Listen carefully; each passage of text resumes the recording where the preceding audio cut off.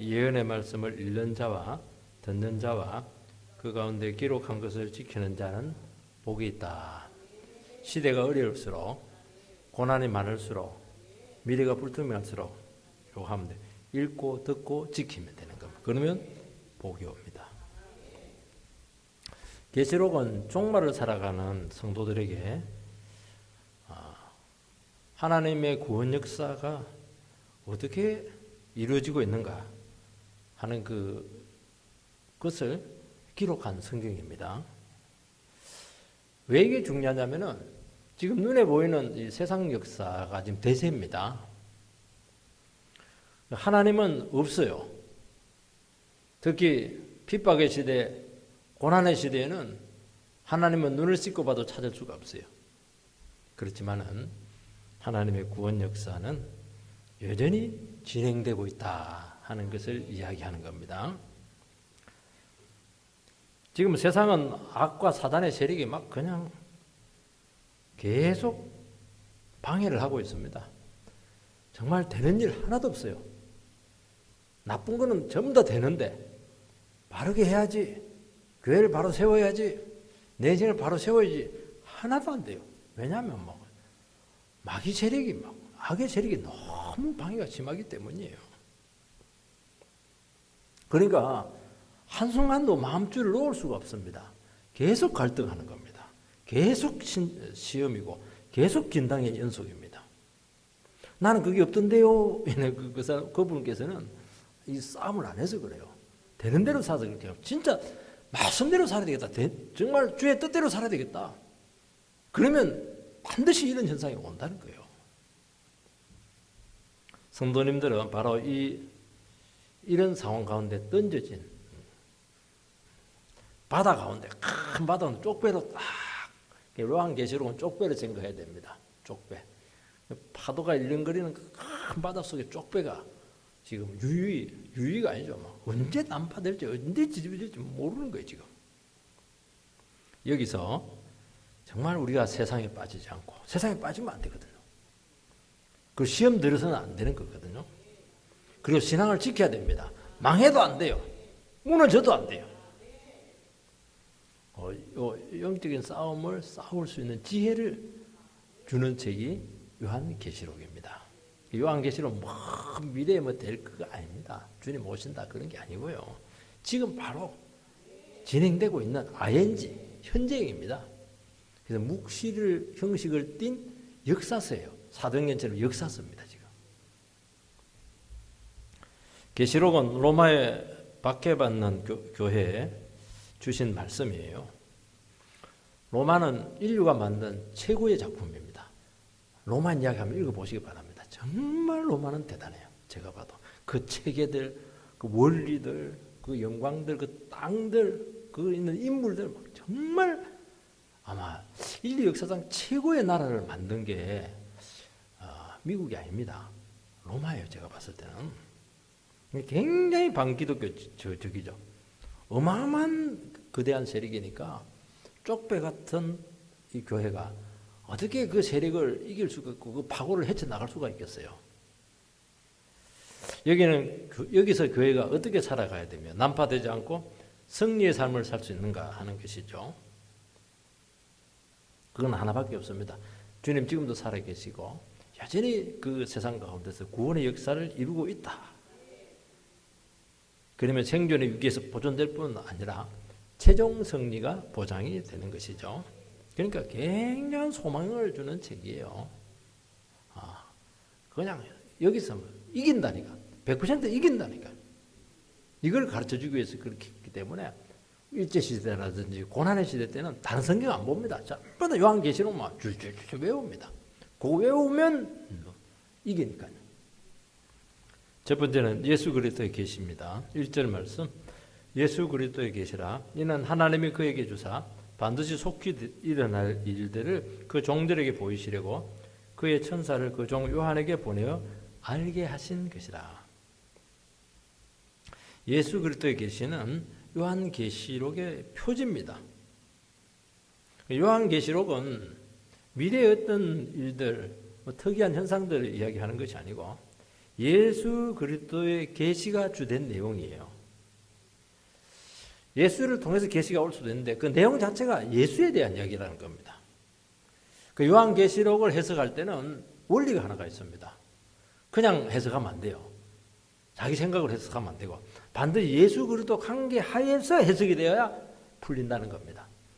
이단들은 전부 다 예수 그리스도 상관없이 풀거든요. 666 예수 그리스도 연결시켜야 되죠. 근데 뭐 숫자 놀이에요. 666 이거 히틀러다 스탈린이다 그렇게 하고 뭐 바코드 이거 전부 다 이거 형상놀이 숫자 놀이 하는 거예요. 큰 음료다 이런 것들도 보면은 뭐 이시 공동체다 이렇게 하는 겁니다.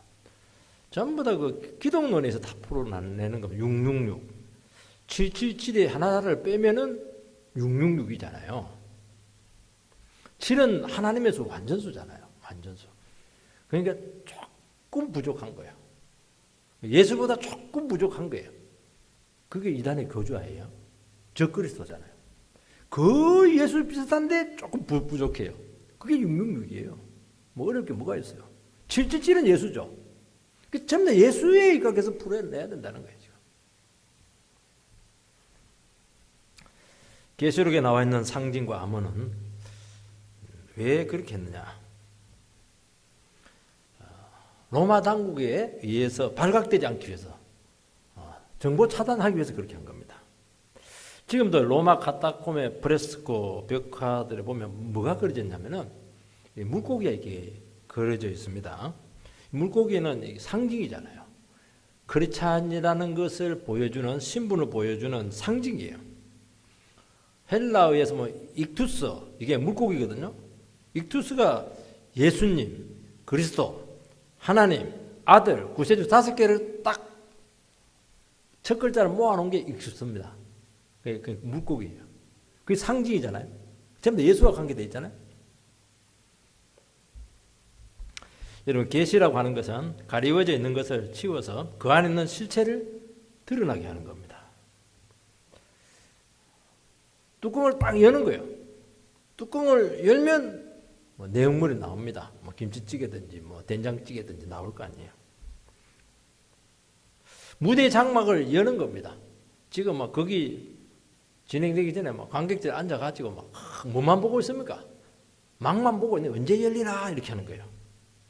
무대가 쫙 거치면서 조명이 켜지면서 배경 화면이 드러나면서 그때부터 배우들이 나와서 그때부터 막 연기를 하면서 스토리가 이제 진행이 되는 겁니다. 스토리도 아무 때나 진행되는 게 아니에요. 딱 연출가의 연출에 의해서 각본에서 움직이는 것이 자기 마음대로 소리 지르고 그렇게 하면 안 돼요. 그 연출자는 하나님이시거든요. 주님이시잖아요. 각 배우들이 나와가지고 우리 예수 믿는 사람들이 거기서 막 각본에 따라서 말씀에 따라서 연기를 하는 거예요. 연기. 성경은 계시입니다.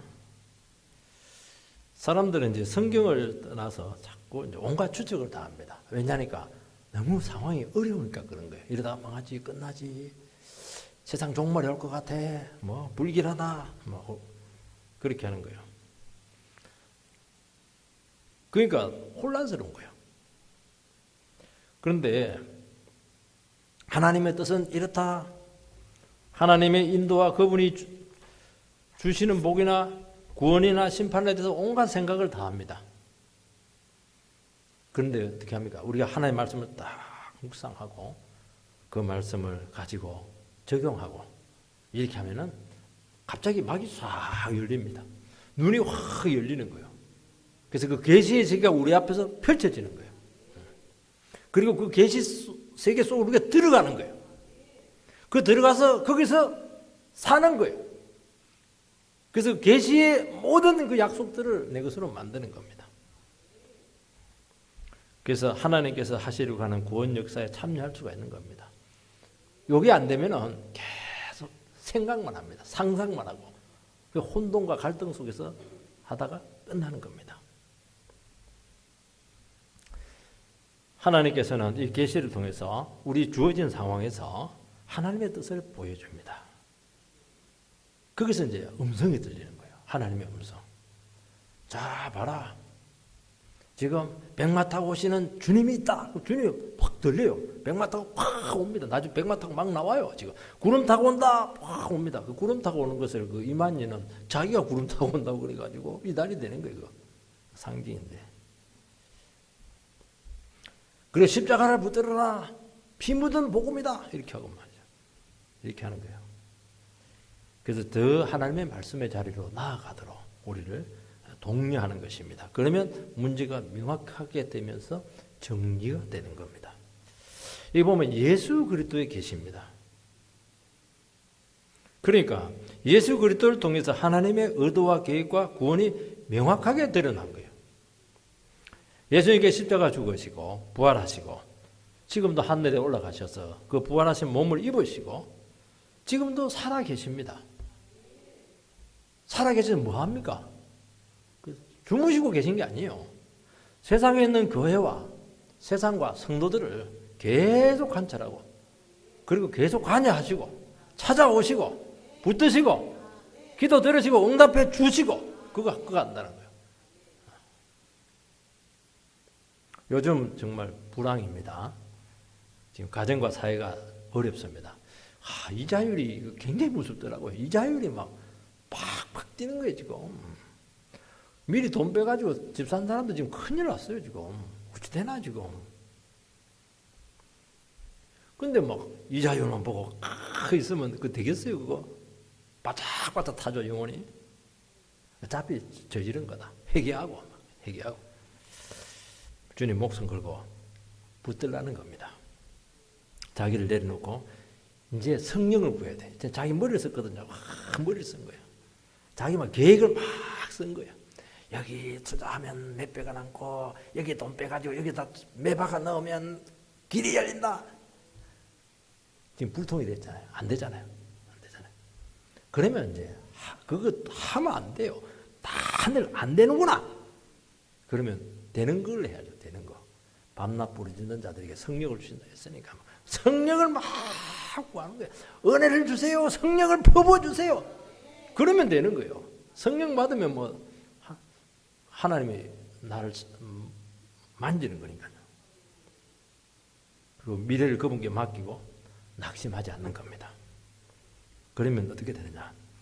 지금 내 눈앞에 있는 현실이 이게 모든 게 아니구나. 너무 부분이었구나. 이것도 지나가는 것이구나. 하나님 나라야. 거기에 진짜 복이 있었구나. 내가 지금 쏘갔구나. 그러면서 여유와 자신감을 가지는 것입니다. 우리들은 어떻게 하든지 당장 문제가 해결이 되기를 원하고 현실에서 필요한 것들을 지금 얻으려고 합니다. 주님은 우리에게 그렇게 하지 않아요. 그 단선적이지 않습니다. 계시록은 단선적으로 문제를 보면 안 돼요. 그 다음에 막 인재앙, 그 다음에 대접재앙, 그 다음에 막 재앙들이 나오잖아요. 이런 것들이 막 섞여서 나오는 거예요, 지금. 전체 판세를 주님께서 조율하시면서 우리의 삶을 이끌어 가시는 겁니다. 우리는 급해가지고 막 입에 풀칠하기 힘들어요. 하루하루 살아가는 게 힘들어요. 근데 하나님은 그렇게 안 해요.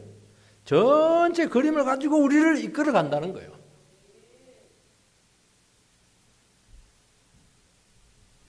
어느 쪽으로? 하나님 나라에서 사용되는 쪽으로. 우리 인생이 주님께 붙들리는 쪽으로. 말씀이 이루어지는 쪽으로 하나님을 보여주시는 그런 삶으로 이끌어 간다는 거예요. 그래서 어려울 때일수록 어떻게 해야 됩니까? 자꾸 하나님의 눈치를 보라는 거예요. 하나님께서 우리의 삶을 어디로 이끌어 가시는가 하는 것에 대해 굉장히 예민해야 된다는 거예요. 왜 그쪽으로 이끌어 간다는 거예요.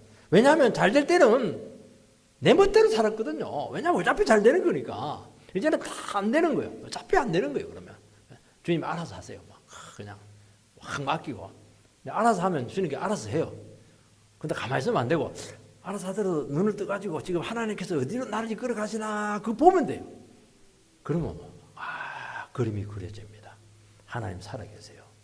그거 하라는 게 뭐고 힘 좀 빼세요. 로마는 거대한 바다였고 교회는 너무 초라했습니다. 지금 로마 황제가 모든 것을 좌지우지하고 있습니다. 근데 그 힘들고 어려울 때 그 현실에서 눈을 빼가지고 하늘을 세계를 탁 바라보니까 환상을 통해서 거기 뭐 새로운 세계가 천상의 세계가 있는 거예요. 그래서 로마의 허구성이 여전히 여실없이 그냥 다 보여주고 있는 거예요. 쏘갔구나. 영원한 것은 여기에 없었는데 말이죠. 그래 다시는 세상 영광, 로마의 영광에 속지 말고 복음을 붙들자. 그렇게 결단하게 했다는 것입니다. 주님은 지금도 살아서 역사합니다. 주님과 관계없이 일어나는 일은 없습니다. 그걸 알아내는 게 그거. 여러분들 이해할 수 없는 일들이 생겼죠? 나에게 일어나서는 안 될 일들이 생겼든지 그럴 것 같죠? 그래도 걱정하지 마. 전부 다 주님의 허용 범위 안에 있다는 거예요. 기도하면 들어지잖아요. 두 번째는 지금 이 순간 우리가 어떤 결단을 내리는가 하는 것이 대단히 중요하다는 거예요. 1절 말씀을 보면은 반드시 속히 될 일, 요 표현들이 계속 자주 나와요. 반드시 속히 될 일, 굉장히 긴급하다는 거예요, 지금. 이거는 어떤 계시록의 사건들이 시간적으로, 연차적으로 진행된다는 것이 아닙니다. 하나님의 구원 역사가 반드시 속히 이루어진다는 거예요. 악한 자들은 방해하고 있어요. 그렇지만 하나님의 구원은 한치의 오차도 없이 즉시 반드시 속히 이루어진다. 그 얘기하는 겁니다. 우리는 막 힘들면 와, 뭐 속기라니 지금 뭐 될지 안 될지 모르겠다. 평생 안 될 거야. 그러니까 넘어지는 거예요. 주님은 안 그래요. 반드시 속히 이루어진다. 할렐루야. 안 되던데요. 그거는 못 봐서 그래요. 기도 안 하니까 그렇죠 뭐. 돈도 없고 아무것도 없는데요. 너 힘으로 한다는 거예요 지금. 속기는 과거에 성취된 것이 오늘날도 성취되고 있고 앞으로도 성취될 것이라는 확정입니다. 속기는 그냥 자기 바람이 아닙니다. 왜냐하면 옛날에 그 믿음의 사람들 보면 그 힘들고 어려운 데서 기도로서 바로 됐잖아요. 바로 홍해 바다가 그냥 갈라져 버렸잖아요. 기도하니까. 바로 하늘에서 만나가 떨어졌잖아요. 바로 즉시 이루어진다는 거예요. 긴급할수록 어려울수록. 그게 될지 안 될지 그게 아니라는 거예요. 옛날에 됐잖아요. 지금 된다는 거예요. 앞으로 더 된다는 거예요. 먼 미래 일이 아닙니다, 이게. 초대교회 당시 지금 일어나고 있었던 일, 이미 일어난 일을 보면서 다시 한 번 더 그것을 내 것으로 만들어서 소망을 하는 거예요. 하나님께서 이번에 특별한 일을 이루실 거야. 그런 소망을 가지는 거예요. 소망이 있는 것하고 없는 것하고는 하늘과 땅이죠. 구약의 말씀은 지금도 유효합니다. 아브라함에게 주셨던 그 복이 아브라함에게 끝난 게 아니고 신약 교회로 왔어요. 그래서 지금도 이루어진다는 거예요. 이거. 아브라함이 하나님을 믿으니 의로 여기셨더라. 우리도 하나님을 믿으니까 의로 여기지잖아요. 십자가 붙들면 지금도 죄가 용서가 돼요. 구원이 찾아오는 거예요. 고난 중에 하나님 의지하면은 능력이 온다는 거예요. 고난은 내 힘으로 안 되기 때문에 고난이 오는 것이거든요. 그 성령이 역사한다는 겁니다. 여러분 하나님의 말씀에 선포되고 말씀의 은혜를 받으면 반드시 부흥이 일어납니다. 반드시 속히 나타납니다. 사람이 변화되고 가정이 회복되고 인생이 새로워지는데 우리는 자꾸 멀리 느끼게 돼요. 멀리 아니라는 거예요. 여러분 기도하는 순간 시작이 된 거예요. 여러분 예배를 드리면 여기서부터 바로 이미 시작이 된 거예요. 지금 병이 낫고 기도가 응답이 되고 불임 여성이 임신을 하는 겁니다. 시골 사람들은 그 돼지 새끼 놓고 소 새끼 놓는 게 얼마나 큰지 몰라요. 안 되면 막 손잡고 막 하나님 요번에 돼지 새끼 막 10마리 새끼 낳게 해주세요. 됩니까 안 됩니까? 된다니까요. 왜 안 돼요? 그게? 3절 이 예언의 말씀을 읽는 자와 듣는 자가 그 가운데 기록한 것을 지키는 자는 복이 있나니 때가 가깝다. 이 복 받는 비결이 여기 나옵니다. 주문 외우고 그러면 안 되고 점쟁이 찾아가면 안 돼요. 저주받아요. 예언의 말씀을 읽고 듣고 지키라. 자, 3박자. 읽고, 듣고, 지키라. 어려울수록 뭐합니까? 읽고, 듣고, 지키는 거예요. 그러면 돼요. 그럼 복 받습니다. 이 복이라고 하는 것은 하나님의 말씀과 아주 밀접합니다. 인생의 마지막 복도 누구에게 오느냐? 끝까지 말씀을 붙드는 사람에게 돌아갑니다. 중간에 딴 길 가면 안 나요. 그래서 하나님 복 주나 안 주나, 하나님이 이기나 내가 이기나, 물론 하나님이 이겼지만, 그럴 때 이제 오기를 좀 써야 돼요. 하나님 복 안 주면 안 되는 거 알죠? 줄 때까지 내가 그냥 기도하겠다고. 그럼 줍니까 안 줍니까? 되게 못 받아요. 끝까지 못 가거든요. 여러분 계시록에 보면 복이 7번 나옵니다. 마지막 22장 7절을 한번 띄워주시기 바랍니다. 22장 7절을 같이 읽겠습니다. 시작. 보라 내가 속히 오리니 이 두루마리의 예언의 말씀을 지키는 자는 복이 있으리라 하더라. 1장 3절에서 복이 나와요. 서론에서. 결론에서 또 복이 나와요. 누구에게? 예언의 말씀을 지키는 자가 복이 있다고 말씀했습니다. 그래서 요한계시는 복에서 시작해서 복으로 끝나는 거예요. 요한계시록은 어떤 책? 복받는 책이다.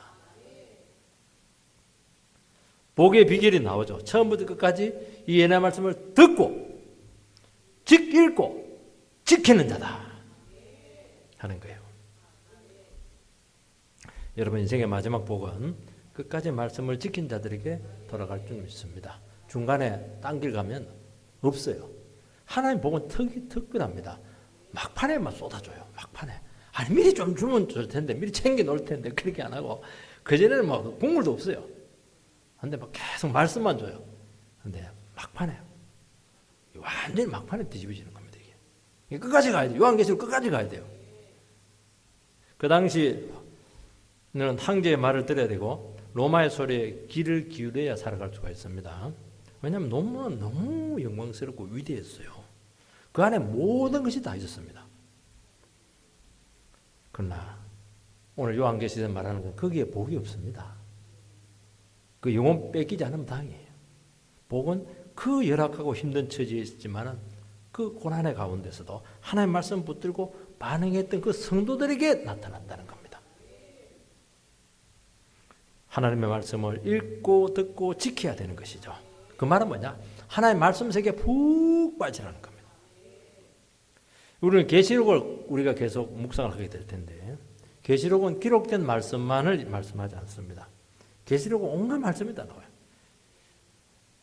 감각을 다 써서 그 말씀에 빠지게 하는 겁니다. 손으로 만지고 듣고 보고 씹어보고 냄새를 맡아보고 접촉해보고 맛보아 알지어다.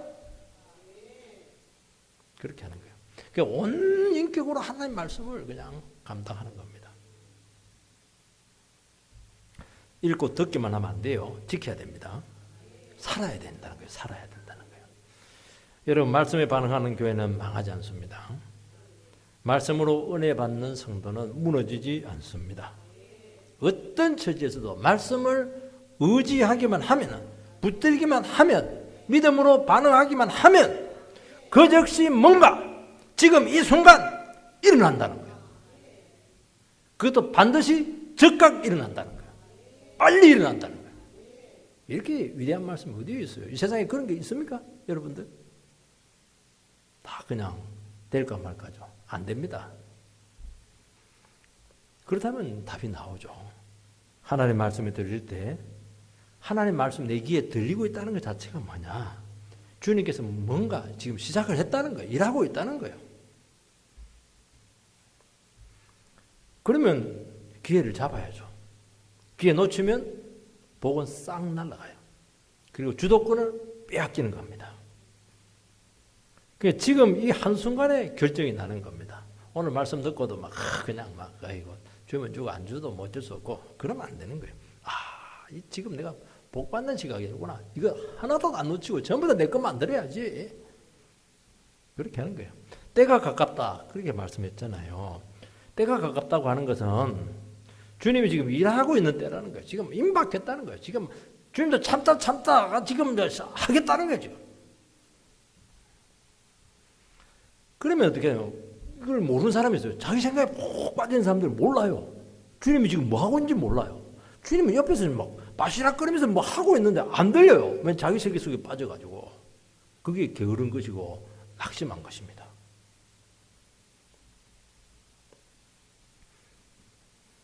결단해야죠. 내 생각 버리고. 때가 중요합니다. 마음과 눈과 귀가 열려 반응을 보이는 즉시 역사는 일어나는 겁니다. 주님은 복을 주시려고 대기하고 있고 지금 우리를 통해서 뭔가 시작하려고 기대를 하고 있습니다. 우리의 미래는 직장이 아니고 사업장이 아닙니다. 주님의 음성이 들리고 있는 그곳이에요. 거기서 결정이 나는 겁니다. 학생들은 시험장에서 미래가 결정이 난다는 생각은 아닙니다. 그냥 가정이에요. 학생들의 미래는 예배 시간에서 결정이 나는 거예요. 저는 이해가 안 돼요. 예배를 빠지고 학원에서 결정이 난다고? 아닙니다, 여러분. 그걸 몰라요. 그래서 중직자들 자녀들도 이게 안 돼요. 자녀들에 대해서는 안 돼요. 왜냐하면 예배 시간은 언제라도 오는 거니까 대학 들어가서 그냥 예배 생활해라. 그렇게 하잖아요. 솔직하지 않나요? 왜냐하면 학원에 단어 하나 더 배우는 게 낫죠. 수학 문제 하나 더 푸는 게 낫고. 무슨 그렇게 해요. 시간 낭비죠. 예배 드리는 거는. 여기서 결정, 여기서.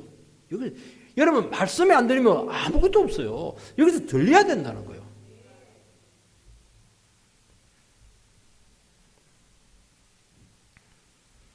하나님의 말씀에 반응하는 순간 나에게 일어나는 모든 일들이 우연이 아닙니다. 그것이 하나님 뜻 가운데 있는 거예요. 그걸 안다는 겁니다. 나의 문제가 하나님의 계획 속에 있다는 것을 아는 것이죠. 그곳에 복이 있고 미래가 있고 영원한 것이 있다는 것을 깨닫고 거기에 온전히 사로잡히는 것입니다. 세 번째는 이 계시의 성격이 나옵니다. 1절에 보면은 계시가 천사를 통해서 요한에게 전달됩니다. 원래 계시는 하나님께서 선지자들을 통해서 영감으로 주십니다. 그런데 이 계시록은 하나님께서 천사를 통해서 상징이나 암호로 주었어요. 왜 상징이나 암호로 준다고 했죠? 긴급 위기 상황이기 때문이라는 것입니다. 묵시다 이 말인지 묵시는 아주 성경에 아주 독특한 하나의 장르입니다. 묵시. 다니엘서 후반 같은 게 묵시잖아요. 예언서와 같은 거예요. 교회가 지금 자초 위기 가운데 있기 때문에 정상적인 방법이나 말씀으로는 일어설 수가 없어요.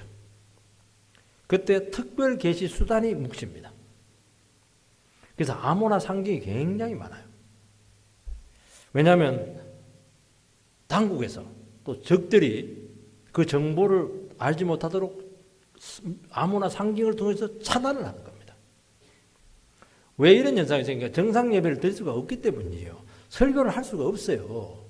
설교를 하려면 사람들이 모여야 되는데 지금 딱 짭새들이 와가지고 지금 교회를 일망타진하려고 지금 색출하고 있는데 어떻게 그게 예배가 되겠어요? 그때는 어떻게 하느냐? 묵시가 떨어지는 겁니다. 강한 자극을 주는 상징으로서 한순간에 은혜를 딱 줘버려야 돼요. 그래서 압축적으로 계시 덩어리를 주어서 한순간에 상황을 파악하게 하고 하나님의 뜻을 알게 하고 미래의 승리에 대한 강한 확신을 불러일으키는 겁니다. 그게 묵시예요. 그래서 묵시는 말씀이 묵직합니다. 이게. 덩어리채를 던지기 때문이죠. 여러분 우리가 큰 위기나 어려운 가운데 있을 때 하나님의 계시가 덩어리로 떨어집니다. 그게 신기해요. 평상시에는 이제 한두 개로 떨어지는데요. 진짜 어려우면요. 성경 말씀이 덩굴처럼 굴러 떨어져요. 은혜가 무더기로 떨어져 버려요. 불이 무더기로 임하는 거예요. 그래서 이 묵시를 뭐라고 하냐니까 심화된 예언이다. 그렇게 말을 하는 것이죠. 계시도 똑같지가 않아요. 계시도 아주 농도가 깊은 게 있습니다. 깊은 농도를 가지고 우리에게 주었다는 거예요. 그래서 요한계시록은 정말 이거 엑기스 중에 엑기스입니다. 보약이에요, 보약. 이게 하나하나가 보약입니다. 지금 보약 한 질 살려면 40만 원, 50만 원 하잖아요.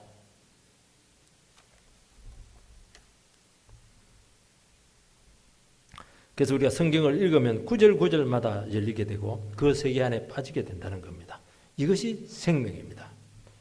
여러분, 무서운 사단의 세력의 중압감을 느끼면서 동시에 예수 그리스도의 보혈의 권세를 체험하면서 영적인 승리를 확신을 하게 되는 것입니다. 지금 많은 어려움들이 있고 큰 문제들이 지금 있습니다. 거기서 지금 중압감에서 헤어나오지 못하고 있어요. 그런데 묵시가 탁 떨어지면은, 말씀에 떨어지면은, 내가 이것이 우리를 망하게 하는 것이 아니고 더 강력한 계시가 우리에게 임한다는 것을 믿고, 그리고 그 말씀을 통해서 놀랍게 승리를 이루시고 강한 은혜로 우리를 무장시키신다는 것입니다. 그래서 현실을 너무 두려워하지 말라는 것이에요. 그리고 우리의 처지를 종합적으로 그려내고 엄청난 상상력으로 현실을 극복하게 되는 겁니다. 그때는 성경이요, 완전 내뜨울 겁니다. 한 말씀 들으면 안테나가 몇 개야. 저도 사드 안테나 이런데 막 한 말씀 들으면 여기서 뚜뚜뚜뚜, 저 상세기에서 뚜뚜뚜뚜, 출애굽기에 뚜뚜뚜뚜, 막 스테보에 뚜뚜뚜 이러면서 막 성경이 막 이렇게 연동이 되는 겁니다. 2절 말씀, 요한은 하나님의 말씀과 예수 그리스도의 증거 곧 자기의 본 것을 다 증언하였느니라. 지금 요한 사도는 90살이 넘었어요. 밤모섬에 복음 전도죄로 유배가 되어 있습니다. 순교보다 더 비참하죠. 그가 지금 떨어져 있습니다. 먹을 것, 입을 것 없어요. 너무 고통스럽습니다. 지금 동료 사도들은 전부 다 주님 곁에 다 떠나게 되고 혼자 딱 남았어요. 12사도 중에서. 얼마나 외로워요. 자기 처지가 지금 외로움에 처해 있는 교회와 똑같은 거예요. 이때 강력한 계시가 그에게 임했습니다. 그래서 요한의 고난은 초대교회의 고통을 온몸으로 체험하는 그런 원리였습니다.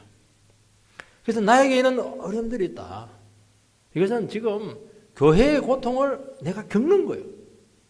이스라엘의 영적인 어둠을, 그 고통을 한나가 아기를 낳지 못하는 가운데서 그냥 온몸으로 겪는 거예요. 기도가 나오잖아요. 기도가 터져 나오잖아요. 기도 열매가 사무엘이잖아요. 말씀해줘.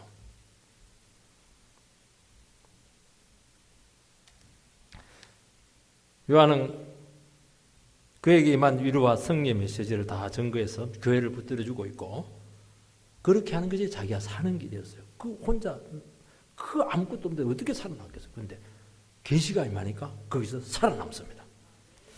요한의 고난은 메시지를 담는 그릇입니다. 위대한 말씀은 고난이라고 하는 그릇에 담겨야 되고 예수 그리스도의 십자가에 담겨야 됩니다. 그래서 고난 없는 성공은, 그것은 이야기가 감동이 없어요. 감동이 없어요. 근데 고난에 담겼다가 예수 그리스도의 보혈의 피에 담겼다가 살아있는 생생한 메시지는 동일한 어려움에 처해 있는 낙심한 영혼들을 벌떡벌떡 일어서게 한다는 것입니다. 그래서 고난 중에 생생한 하나님의 말씀을 들을 수가 있어요. 요한은 마지막 순간 가장 강력한 계시가 그에게 주어졌습니다. 이거는 아무도 풀어내지 못했어요. 요한이 계시를 받고 풀어낸 거예요. 우리가 마지막이라고 생각할 때 하나님께서는 엄청난 것을 우리에게 준비시켜 두고 있습니다. 끝까지 주님 바라보시기 바랍니다. 그러면 살아남은 자가 승리하는 겁니다. 중간에 탈락하면 끝이에요. 그동안 이루었던 거 아무 소용없어요. 결국 교회도 마찬가지더라. 교회에서도 무슨 일이 있더라도 살아남은 사람들이 있어요. 그 사람들이 결국에는 복을 받아요. 신기하더라고. 신기해. 다 계산해가지고 막 자기 좋은 쪽으로 가는 사람들 가보세요. 그거 아무것도 없어요, 여러분들. 그래도 힘들고 어려워도 그래도 하나님이 함께하고 있다. 말씀이 있다. 하나님이 지금 버리지 않았다. 미래가 있다. 끝까지 머리 쓰지 않고 계산하지 않고 믿음으로 견디는 사람들이 있어요. 이야, 그거 모욕받아가면서 그냥 무시당해가면서 살아남아요. 결국 그 사람이 복을 받는 거예요. 그 사람이 승리자라는 거예요. 하나님의 말씀은 인간의 상상, 생각 이상이 상상이 아니고 성취되는 능력입니다. 오늘 우리 시간 정말 주님의 말씀 가운데 이 진리의 말씀을 붙잡고 끝까지 초대교회 성도들이 망하지 않고 그 순교 가운데서 살아남았던 것처럼 여러분들을 지켜내시고 복이란 복은 다 받으시기를 주의 이름으로 축원드립니다.